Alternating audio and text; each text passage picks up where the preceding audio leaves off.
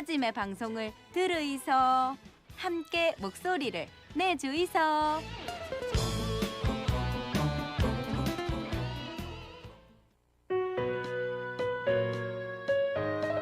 자, 한 주를 마무리하는 금요일 아침 부산의 문화예술의 다양한 소식과 이슈를 전해드리겠습니다. 플랜B 문화협동조합 이여주 예술기획실장과 함께 플랜B의 문대 문화데이트 진행합니다. 어서 오십시오. 어서 오십시오. 안녕하세요. 사실 지금 이맘때면 이제 봄 꽃 축제가 어마어마하게 열려야 되고 거기에 따라서 뭐 공연도 그렇고 전시도 그렇고 좀 활성화돼야 되는 그런 시기인데 뭐 지금 뭐 어떻게 할 수가 없잖아요, 그죠? 그래도 축제나 공연 소식이 뭐 비대면으로 좀 이루어지는 곳이 많아서 이 또한 좀 전해주셔야 될 것 같아요. 네, 올해도 대부분 이제 봄맞이 축제나 공연들이 취소되거나 비대면으로 전환해서 진행되는 곳이 많은데요. 부산 낙동강 유채꽃 축제는 올해도 유채꽃밭으로 시민들을 초대하진 못하지만 찾아가는 축제의 컨셉으로 또 시내버스에 유채꽃 이미지를 랩핑한다든가 또 서면역과 용두산 공원에 작은 유채 정원을 만들기도 하고요. 또 얼마 전에는 유채 꽃다발을 집으로 직접 배송해주는 시민 참여 이벤트도 진행했습니다. 그리고 K-팝 공연의 성지라 불리는 부산 원아시아 페스티벌도 다가오는 5월에는 비대면 랜선 축제로 2년 만에 다시 열린다고 합니다. 네. 사실 이제 그동안 뭐 축제, 공연계 아무것도 못 해가지고 정말 힘드신 분들 많으셨는데 어쨌든 이렇게 또 다양한 방법들로 지속하려는 노력들이 보이는 것 같습니다. 부산 연극제는 작년에도 이제 코로나 상황 속에서 개최했는데 올해도 개최한다고요? 네, 부산 연극협회에서 주최하는 부산 연극제는 매년 봄에 열리는 부산 연극인들의 축제이자 대한민국 연극제에 참여할 부산 대표 작품을 뽑는 지역 예선이라 할 수 있는데요.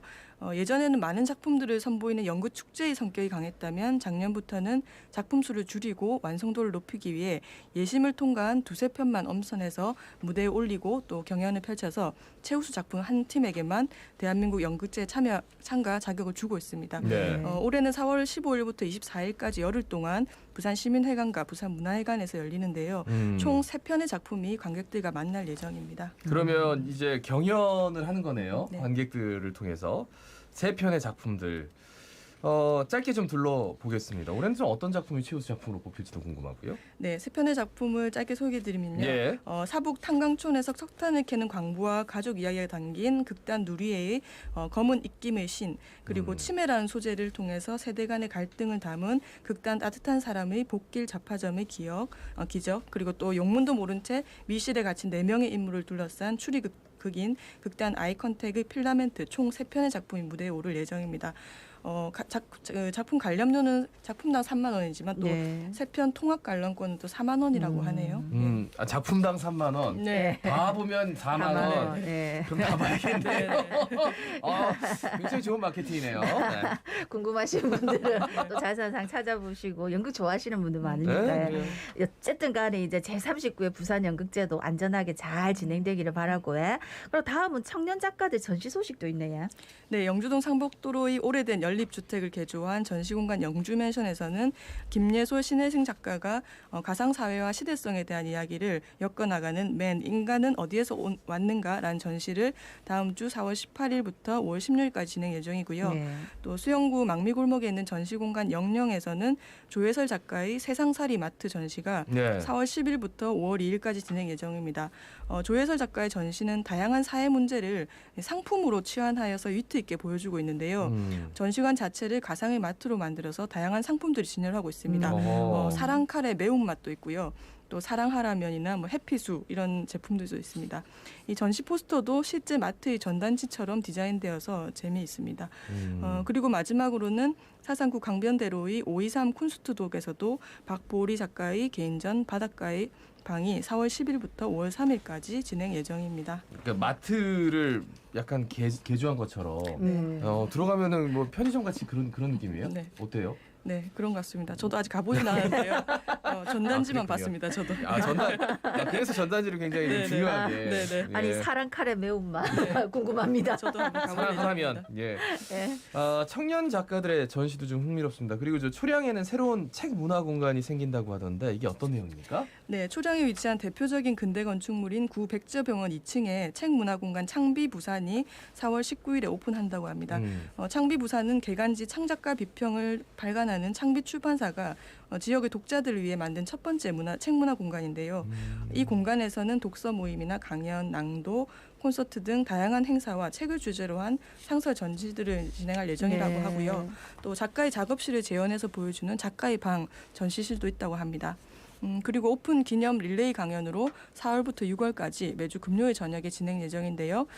그림동화 푸른 사자 완인이 이현 작가나 소설 페인트 이희영 작가, 또 달까지 가자 장유진 작가 등 초대해서 작가의 만남 프로그램도 진행 예정이라고 합니다. 아, 이게 예. 저 창작가 비평을 발간한 창비출판사가 첫 번째 책 문화 지역에 공간을 처음으로 네. 여는 문화 공간입니다. 그러니까 구 백제병원 2층 책문화공간 창비 부산. 음. 알겠습니다. 그러니까 이 창작가 비평은 정말 오랫동안 또 사랑하는 분들도 많으신데 또 지역에 또 이렇게 공간이 생긴다니까 참 반갑습니다. 근데 이제 이런 게 또 근대 건축물들을 딱 활용해가지고 하는 것도 참 의미가 있어 보이고요.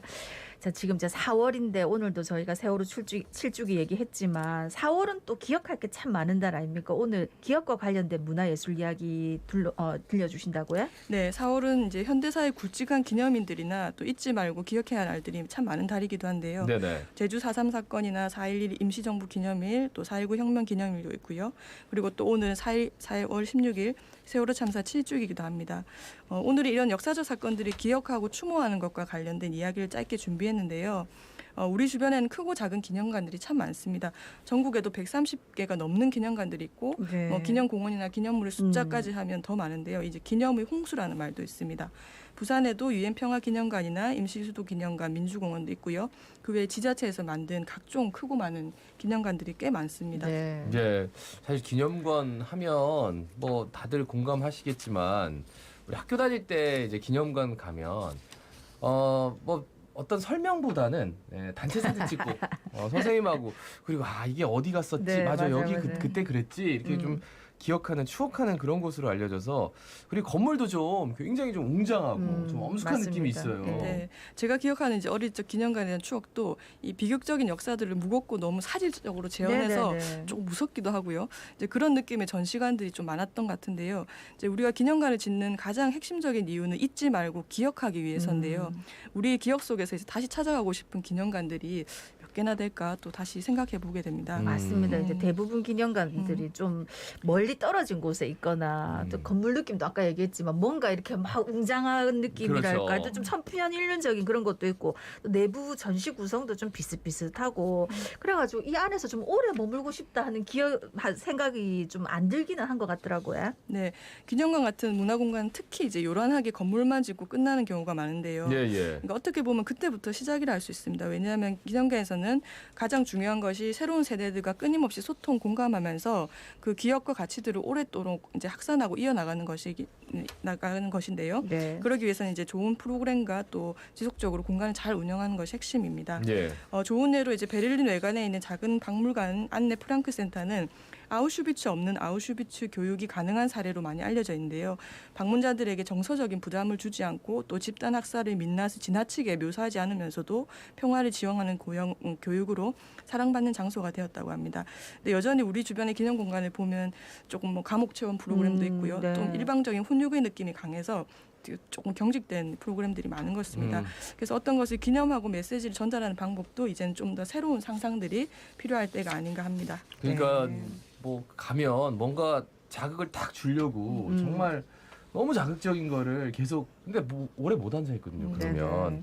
그러니까 그런 것들도 물론 있어야겠지만 그런 것들을 좀 더 지속적으로 이제 관람하면서 좀 관심을 가질 수 있는 그 포인트, 그러니까 좋은 프로그램이 필요하다 이런 말씀 공감이 되는군요. 근데 요즘은 좀 이런 기념관도 조금 변하고 있다고요? 네, 최근에 지어지는 기념관을 보면요. 도서관이나 카페 등 대중들이 오래 머물고 또 자주 올 수 있는 서비스 공간을 같이 넣기도 하고요. 네. 그리고 건축 설계 단계에서부터 공간의 컨셉이 잘 당기도록 조성하고 있습니다. 그래서 실내 공간 벽면도 뭐 예전에는 연표나 뭐 단편적인 내용을 전시 네. 패널로만 채우는 것들에서 벗어나서 건축물 자체가 사색의 공간이나 기억의 공간으로 그 역할을 할 수 있게 하는데요.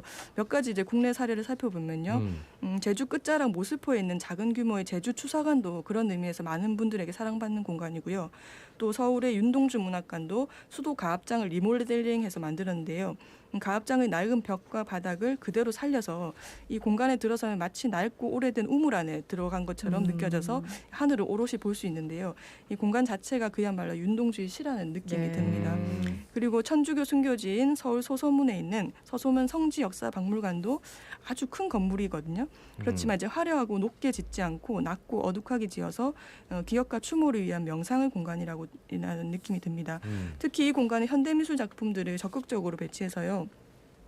정보 전달만 하는 추모관, 기념관이 아닌 관람객들이 공간 안에서 각자의 방식으로 생각하고 느낄 수 있는 기념관으로 나아가고 있습니다. 예, 부산에도 이런 좋은 공간들이 많아지면 좋겠다 하는 생각이 듭니다. 사실은 먼저 기념한다고 해서 너무 엄숙하게만 하는 게 아니라 또 이 많은 사람들이 일상에서 접할 수 있으면 더 좋겠다는 생각이 드네요. 네, 일상의 공간에서 만나는 이런 기념 공간과 문화예술은 우리나라뿐만 아니라 세계적으로도 이런 변화하는 모습들이 있는데요. 예. 독일 베를린에서는 일찍부터 이런 과거의 역사적 기억들을 기념 공간이나 기념비에 한정하지 않고 잊지 말자는 기억 그 자체를 위해서 매일 오가는 길거리나 버스 정류장의 간판이나 광장 이런 일상의 공간에 다양한 방식으로 이야기를 전달하고 있습니다. 이와 관련된 유명한 예술 작품 중에 하나가 이렇게 길바닥 추모석이 있습니다. 네. 그러니까 보통 추모석 하면 이제 기념비 해가지고 이렇게 크게 이렇게 지어놓으면 길 가다가 잘 안 보잖아요. 그런데 길바닥을 이제 밟고 지나가는 데다 이제 추모석을 설치하는 네. 어떤 것이죠? 네, 베를린 거리 이 보도블록에 박혀 있는 가로 세로 10cm 크기 작은 이 동판들은 나치가 추방하거나 살해한 사람들을 추모하기 위해 제작한 독일 작가 군터 템리의 걸림돌 프로젝트입니다. 이 황동판에는 희생자 이름과 함께 이곳에 살았음, 몇 년생, 몇 년에 추방됨 이런 간결한 문구만 적혀 있는데요. 실제로 이 황동판은 지면과 똑같은 높이로 설치되어서 사람들의 발에 걸리지는 않지만 이 걸림돌 프로젝트라는 이름을 붙인 이유는 나치에 희생된 이들이 잊혀지는 것을 막아주는 일종의 기억의 걸림돌이라는 예. 것인데요. 거대한 역사에 묻혀버렸던 사람들의 작은 역사들을 기억하게 만드는 의미 있는 작업이라 할 수 있습니다. 작가는 이 길바닥 추모석을 25년째 계속 하고 있습니다. 그리고 또 마르쿠스 키신이라는 독일 작가는 2차 세계대전 당시 폭격으로 완전히 폐허가 되었던 드레스덴의 강변 테라스 난간에 좀 특별한 작품을 설치했는데요. 예. 이 작품은 눈으로는 아무것도 볼 수 없지만 이 난간에 두 팔꿈치를 올리고 또 손바닥을 이용해서 길을 감싸는 행동을 하면 난간에서 이제 팔을 따라 진동이 귀로 전달되어서요. 네. 1945년 2월의 끔찍한 밤을 기억하게 하는 비행기 착륙 소리와 폭격음을 들을 수 있는 장치를 마련했습니다. 예. 네, 사람들은 이 작품을 통해서 도시 그 풍경 속에서 그 시간들을 오롯하게 몸으로 이제 느끼게 됩니다. 예. 근데 국내에서도 이렇게 좀 달라지는 모습 보일 수 있지. 네. 오늘은 이제 4.16 세월호 참사 7주기인데요. 세월호는 우리 사회에 큰 충격을 준 참사인데요. 시간이 지나면서 이제는 하나의 기억 문화로 자리 잡고 있는 것 같습니다. 그리고 매년 이맘때가 되면 다양한 예술가들이 참여하는 기억과 추모를 이어가고 있는데요. 올해는 경기미술관에서 진주 잠수부라는 전시로 14명의 시각예술 작가들의 작품들을 만나보실 수 있습니다. 이 전시는 꼭 방문하지 않더라도요. 4.16 뮤지엄이라는 온라인 전시 공간에서도 작품들을 자세히 볼 수 있으니 또 웹을 통해 방문해 보셔도 좋을 것 같습니다. 그래요. 그 다큐멘터리도 소개해드렸지만 경기미술관에서 진주 잠수부. 근데 이제 4.16 뮤지엄 네. 요거를 이제 치시면 온라인 전시 공간에서도 작품을 감상하실 네. 수 있다. 예, 저 금요일마다 이렇게 소개해 주시면 느끼는 건데 우리가 참 갈 데 없고 볼 거 없다 이런 얘기 많이 하는데 이렇게 찾아보면 엄청나게 많다는 거 다시 한번 느꼈습니다. 그리고 생각할 것도 많고요. 네. 예, 말씀 잘 들었습니다. 네, 고맙습니다. 고맙습니다. 감사합니다. 지금까지 플랜B 문화협동조합 이효주 예술기획실장이었습니다. 예.